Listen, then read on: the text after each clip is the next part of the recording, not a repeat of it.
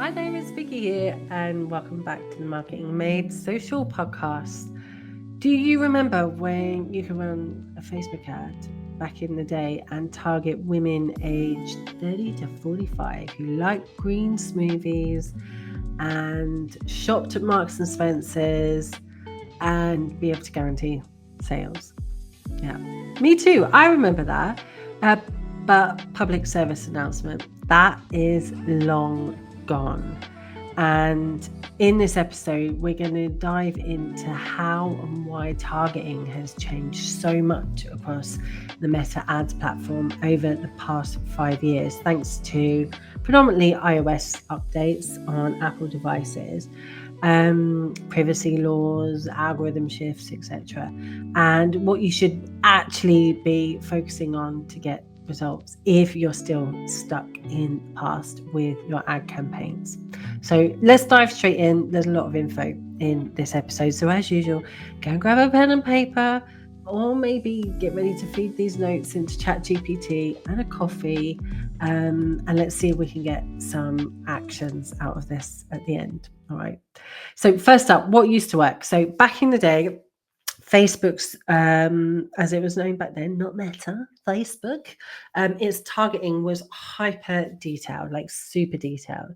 So you could use its interest graph to find people who lived in Brighton and Hove and of a certain age and had children and were married, because Meta knows all of this, or Facebook back then knows all of this info based on the details that you gave it.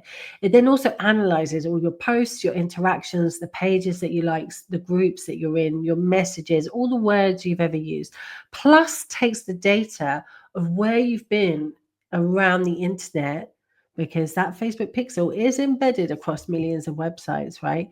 And it would be able to say, yeah, this woman here, she likes cats. She listens to pulp still in, the 2020s. She's into green issues. She wears contact lenses. She likes loads of stuff. You know how, and I'm sure some of you are going to identify with this. You know how you've been talking about a topic and then you see an ad for it on your phone pop up, right?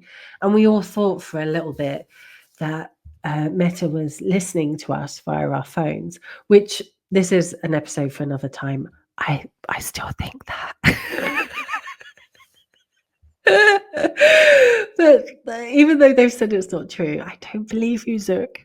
But anyway, it's most likely because you've been on websites where you were looking at products that were kind of adjacent to the thing that you were thinking about. And Meta is so beautifully interconnected that it would just be able to pick up and know what kind of products you were looking at. So it knows everything about us. It knows when we've purchased, when we've handed our email over. It knows who my spouse is, and it looks at his data and then kind of like tallies it up. So if he's been talking about something, I'll get ads for his thing. Like it was lawnmowers like one time. So great fun. But because of that like pinpoint accuracy, um, ads could get really focused. And like in the beginning stages, back in the old days of like social ads, and I was there at the beginning, you guys, when Meta started to do ads, like, I don't know what, 12, 13 years ago, 14. Oh my God. Okay. My world's getting a bit blurry. I don't know if everyone else has this since COVID, but like 5 years is now 10 years in my head. That's just far out, but a long time ago. Um, you could go on a website, look at something, and then go straight back to social, and you would get retargeted with the thing that you were looking at on that website straight away. And I remember first seeing those retargeting type of ads and being just blown away, because I remember looking on Skyscanner for a flight and then going back to Facebook and then being retargeted with the same flight details in that ad, like absolutely far out. And, advertisers jumped on this and absolutely ragged it to death over the years. So you could create these very segmented audiences based on if someone had watched a video of yours, or if they'd only watched 50% of the video, or if they'd gone to your website but not looked at the video, or if they'd gone to your website but then they didn't like your Facebook page, and then created mini campaigns depending on all of these like mini segments. So the algorithms didn't have much to go on because we were in charge of the audiences and the segments. And it was great in many ways because you could almost guarantee who you were going to target and who you were not going to target. And that's just until the algorithms got better, and they're far better and far more high tech than us humans could ever be. And then along came iOS 14 and then 14.5. These are update versions that happen to Apple devices. And Meta knew it was coming, and we all kind of got warned about it a little bit. But essentially, Apple said that they were going to ask users, once they'd updated to that new version of the operating system, if they wanted to opt out of being retargeted. Our phones are a massive part of ads conversions. Users are more likely to convert with e-commerce on a phone, on an iPhone in particular, as opposed to an Android device as well, because Apple devices are just so ubiquitous. So users could opt out of being tracked across apps. And Meta knew this was coming, which meant that it was going to lose the goodwill of a lot of advertisers who were incredibly dependent on that retargeting. Funnily enough, friends, this is when I decided to launch my agency, Marketing Made Social, at this time, because I was just acting as a consultant for a lot of businesses before that. I was growing a membership to help people learn how to, like small businesses, learn how to build websites. I was running my own ads. But what I was known for was, and still am, is being an analytics person. So I knew how to set up tracking, knew how to understand the tracking. And a lot of ad managers started to reach out to me and say, I'm really worried about what's going to happen after this. I don't know how to track attribution correctly. I don't know what's going to happen to my retargeting audience. And I've been helping out a lot of ad managers over the years. It's always amused me greatly how little a lot of ad managers knew, because they were so dependent on the platforms to do a lot of work for them. I remember talking to one ad manager about 5-6 years ago who was running ads for her client, but didn't also have Google Analytics, like a third party, analytics tool set up on the website. She was using the kind of metapixel events data to monitor website visits, which was wild to me, because what would happen if your account ever got disabled? You wouldn't have access to your own website data. But we could trust back then, 5-6 years ago, that data would be fairly accurate. And then iOS started to come. So they all started to reach out to me and try and understand their analytics data better. And one of the kind of big casualties, I guess, once the kind of iOS impact had hit, was a lot of freelancers and ad managers and agencies who relied very heavily on retargeting to increase their performance found that they actually weren't very good ad managers without it, because retargeting is low-hanging fruit, right? If someone's already been on a website, you retarget them and remind them a bunch of times that they were going to buy something. Chances are they're going to do that. The stats are there. But there are some interesting studies about how many times, like RAP, this agency, performance agency, London Performance Agency, did this big study a few years ago where they looked at how many times can you retarget a user, like keep showing them where they've been and showing them an ad without pissing them off. And it wasn't very many. I think it was after 15 times they get really angry. I think there was a limit across and a consensus across other ad managers that you could probably retarget users up to about 6 or 7 times without pissing them off, which is just wild and really hilarious. But, some advertisers just weren't bothered. They were just retargeting users dozens and dozens of times, because it's easy, rather than thinking about how to engage people who've never heard of the brand before. So, from my point of view, it was great because the industry started to get like smart again and started to think about like strategies rather than kind of bottom of funnel hacks. But the problem is that even though, that was 4 years ago, be 5 years soon before since iOS 14.5 came into play, is that a lot of business owners running their own ads, a lot of ad managers and social media people I run into still believe that you can retarget in the same way. It just goes to show how ingrained those ad structures that kind of got really popular in the kind of late 2010s have become. It was really typical to have this like top of funnel, toff, middle of funnel, moff, bottom of funnel, boff, and you would target different users like depending on like the segment. Well, that's gone. It's long gone. It's down the road. Even if um, retargeting was kind of still the same way. The algorithms have changed so much that we as advertisers just do not have that control anymore. So it's not about who you target anymore. It's about how you talk to them, because Meta has removed, now it's become Meta, not necessarily Facebook from 10 years ago.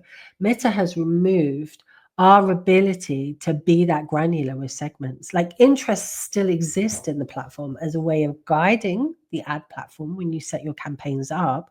But I could create like 10 ad sets, one with a different supermarket in each of them.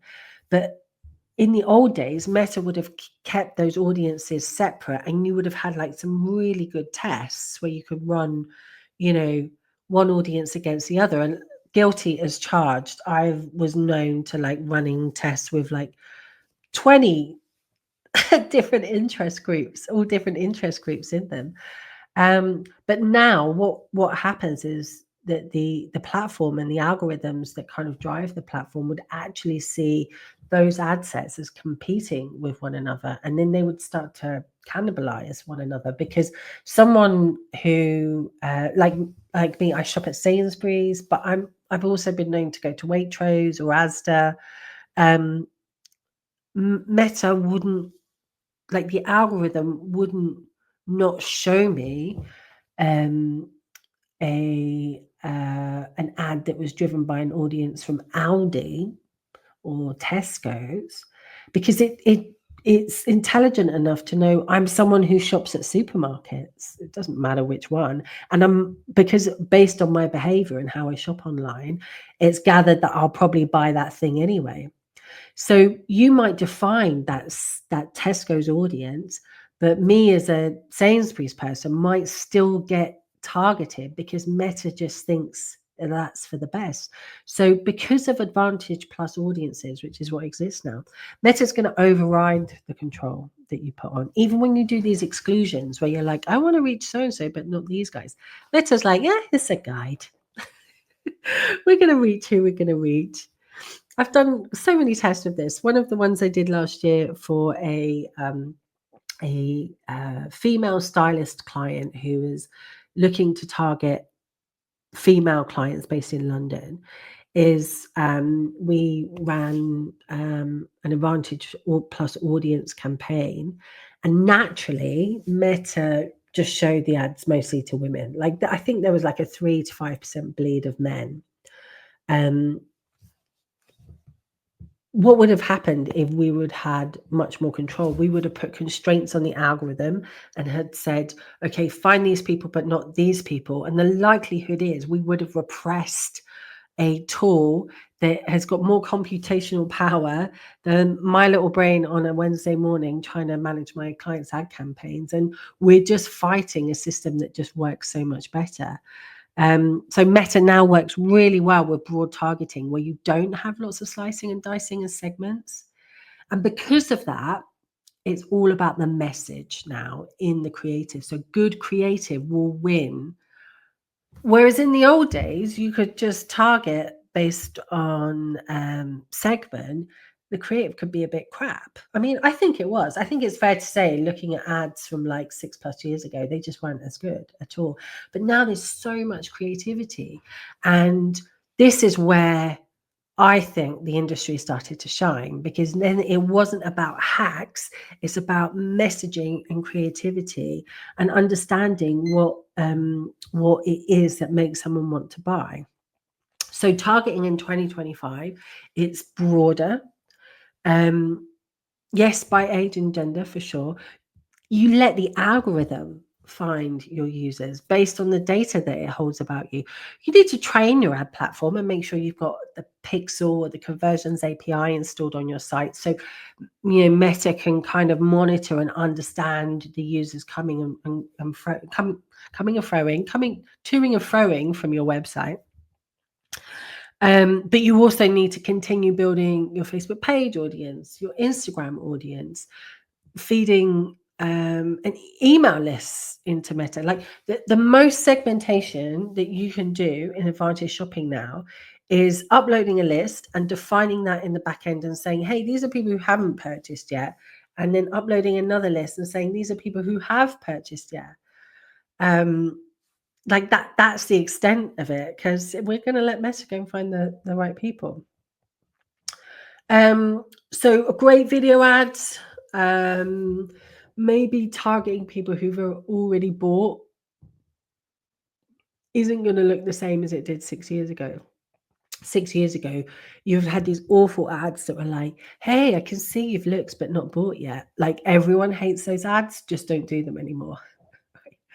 So if you are going to target people like your Facebook page followers, Instagram followers, email lists, or whatever, and you want to remind them about you, this is where you put your review content forward. This is where you put your kind of nurture and kind of authority content that you're the person that they want to buy from. You can still create custom audiences based on your owned media, whether it's like website visitors, page followers, email list, or whatever. But just bear in mind, your website followers might have opted out of being targeted by Meta. So you are going to be limited with the message that you can put into your creative. So just putting forward reviews and making people aware that you still exist and when you've got offers on is just a much better tactic than saying, hey, we saw you on the website, would you like to come and buy? Because that just doesn't work anymore. So if you're still clinging to the old school ways, stop now, stop. And just hold your hands up and submit to the fact that your targeting has to be broad. And because of that, your ads are only going to be as good as the setup of your ads platform. So you need to make sure you get someone who knows the platform inside out to have a look-see for you. You can come and talk to my agency about that, obviously, but also are really good at creating creatives that put forward your offer. Come and DM me if you do want to find out more about how to get the platform set up correctly, and let me know if you think I should make an episode for this that we can put on YouTube and you can watch, because I'm really keen to do more YouTube content. And of course, if you found anything useful in this episode, come and DM me over on LinkedIn, Instagram, TikTok, and let me know what you think, and start to give me some ideas of content that you'd love for me to talk about as well. Remember, this is a podcast aimed at small business owners with smaller than average budgets, or social media managers who are being made to run ads for clients and they don't want to, or ad managers who just want to hear from someone who isn't a $1 million a month ad manager from America working with massive brands, and you actually just want some real talk. Thanks so much for listening. I can't wait to see you in the next episode.